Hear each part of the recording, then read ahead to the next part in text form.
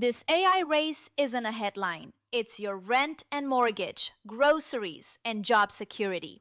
Here's what's happening and what to do next. Right now, two superpowers are racing in AI. The US is building the brains, China is building the body. And if you feel layoffs, prices, and job anxiety, this race is already inside your living room. Here's the first reality check.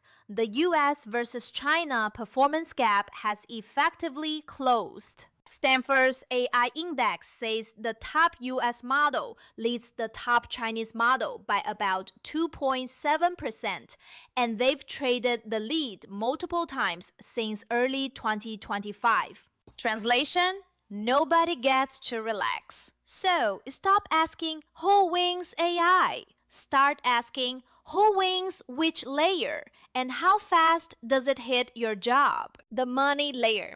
In 2025, US private AI investment hit about $286 billion.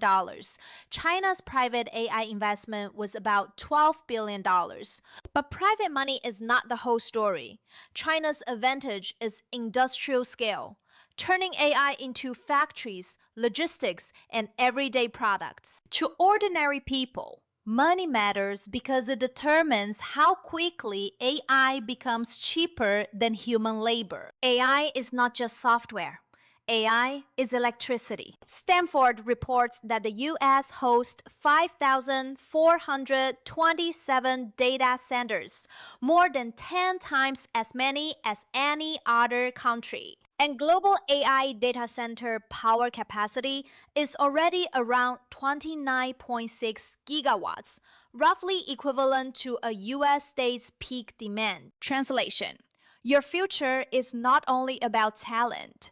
It's about power grids, chips, and data centers. Now the part most people underestimate: robots. The IFR, aka International Federation of Robotics, reports that 542,000 industrial robots were installed globally in 2024. China alone installed 295,000. Math tells me that's 54% of the world. And IFR's outlook expects installations to rise to about 575,000 in 2025, with Asia around 435,000. My take: software AI disrupts tasks on a screen. Robots disrupt tasks in the real world. Warehouses, factories, kitchens, logistics. And once robots scale, you get a flywheel. More robots deployed leads to more data, leads to smarter robots, leads to lower cost, leads to faster deployment. This breaks down job disruption into two waves. Wave 1 is already happening, 2025 to 2028. Large language models hit routine office work.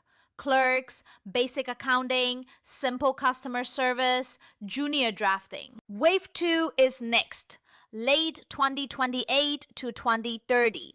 Physical AI, robots, hits structured physical jobs, assembly lines, warehouses, repetitive retail, and food prep. Now, let me connect the race to your paycheck. Challenger, Gray, and Christmas reports that U.S. employers announced more than 761,000 job cuts in 2024. In 2025, over 1.2 million job cuts.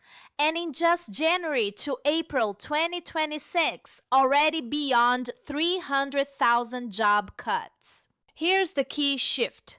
More companies are explicitly citing AI as a reason because payroll is being converted into compute. The World Economic Forum says by 2030, we'll see 170 million new jobs created and 92 million displaced. That's net positive. But ordinary people don't experience net. We experience churn. Jobs can disappear in months. Reskilling takes years. So AI isn't the problem. The problem is the transition. Who gets protected and who gets squeezed. No job is guaranteed for 30 years, but some careers have a moat so deep that AI will assist them long before it replaces them. Here are the safety rules. If your work is 1. Physical and unpredictable, 2. Safety critical, 3.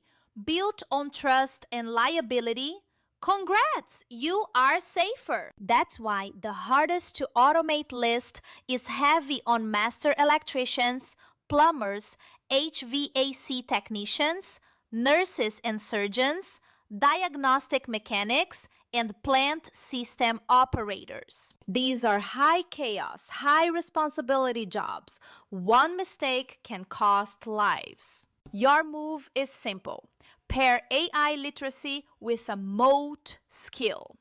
Translation: AI literacy is table stakes. A moat skill is job security. And some people are already asking me, should I learn Mandarin? My honest answer: if your goal is pure job security, Mandarin is not the first skill to learn.